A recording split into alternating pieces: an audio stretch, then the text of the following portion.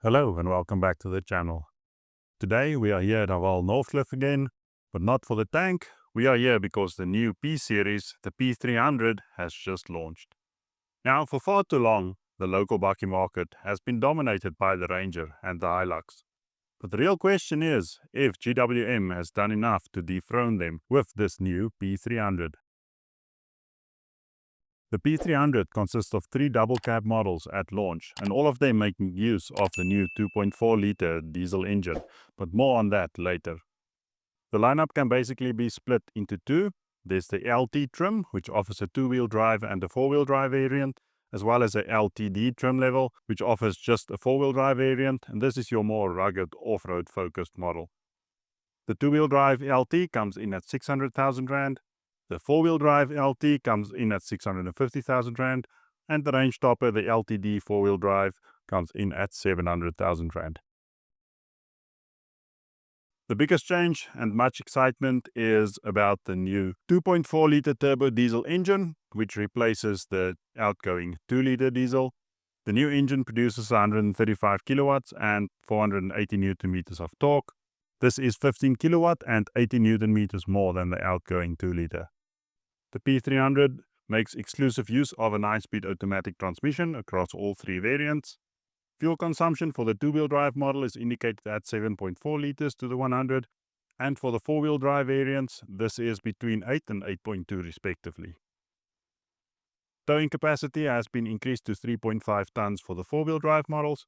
The 2-wheel drive model is limited to 3 tons. From a styling perspective, most prominent changes are at the front of the vehicle with a redesigned grille, updated LED headlights and a revised bumper, both front and rear. Overall, I think it looks good. I mean, it's a bakkie, it looks like a bakkie, so that's a good thing. But there's this little small detail which irks me a little bit. These sort of indents above the wheels, it almost looks like they are handles, so when the bakkie gets stuck you can pick them up. Maybe that's just me. I'm not sure why they just didn't make those normal round. Stepping inside, the interior has also had an overhaul, and in my opinion, this is a big upgrade. It is modern and feels much more like a premium SUV than a bakkie. You get a 7-inch digital instrument cluster, and the 9-inch infotainment system have been upgraded to a 12-inch touchscreen unit. There are still buttons for controlling things like your climate control, which is always great so you don't have to take your eyes off the road. Leather seats are standard across the range. They are very comfortable, offer quite a lot of support, so for long journeys, you'll be sorted. The front seats are also electronically adjustable across the range. One interesting thing is sort of this gap in the middle of the steering wheel. Now I know it's outlined with the P-Series logo, but maybe they could have just put a GWM badge or something in there. It just looks a little bit naked. Jumping into the second row, now this offers a decent level of legroom, but suffers from the high floor, like most double cabs do. Headroom is decent. It's not the best in class, but it is decent. You do get separate air vents as well as 2 USB ports back here as well, just to keep everyone happy. An interesting thing that you might not know about the second row is that these seats can be folded up, which increases the overall practicality in case you wanted to load quite big things and you don't have a canopy. It's quite a nice touch, even if you have to put dogs, I guess, in the second row. It's quite a nice feature. Now this piece at the back is what makes a bakkie. And look at this, how awesome it is. You just can open it, and it's sort of a soft open. It's got this dampeners, which a lot of the higher end bakkies do not have. I think this is such a nice touch. You still have the step to get in and out if you're a little bit shorter. And as standard, you get a spray-on liner at the back as well, so it's not just the exposed metal with the paint finish. The spec for the 2-wheel drive and 4-wheel drive in the LT is basically the same, so we will cover them under the same category. So on this LT, you get 18-inch alloy wheels, there's leather seats, adaptive cruise control, there's climate control. As mentioned earlier, there's electric seat adjustment as standard for the front seats, both the driver and passenger, and these also come with a heating function. You get a wireless charger, as well as wireless Android Auto and Apple CarPlay. You get 6 airbags, there's ambient lighting as mentioned earlier, and you also get a 360-degree panoramic camera. On the LTD, there's a few additional goodies. You get ventilated seats, there's a heated steering wheel, seatbelt warning for the second row, as well as an additional airbag in the form of a front center airbag, bringing the total up to 7. Now let's quickly look at the 4x4 tech for the 4-wheel drive variants.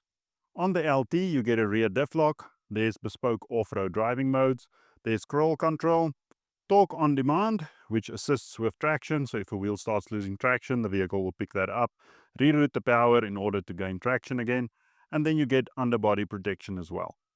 On the LTD, which as mentioned earlier is the dedicated off-road model, on this there's 18-inch off-road tires, so not the normal, all-terrains. You get an off-road cruise control, there's trail turn assist, you get a front and a rear diff lock on this one, so one additional diff lock. There's an off-road expert mode, which you can set up to your liking. You get a front winch as standard, there's also a snorkel as standard. You get a transparent chassis system, which lets you see all around the vehicle where obstacles are, even underneath. Then you get a roof power supply for adding accessories to the vehicle. You can just plug them in there.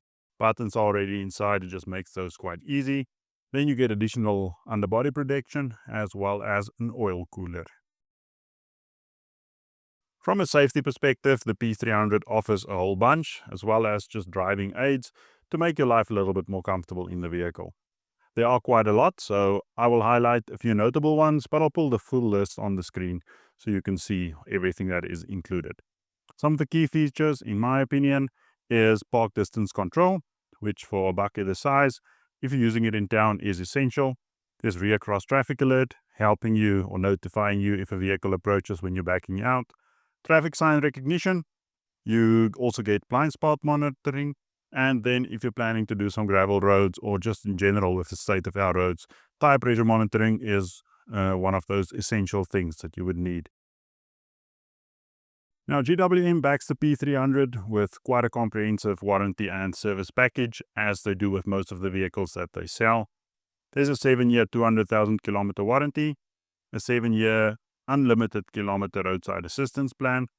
You get a 7-year 75,000 kilometer service plan, and the service intervals are 15,000 kilometers or 12 months, whichever comes first.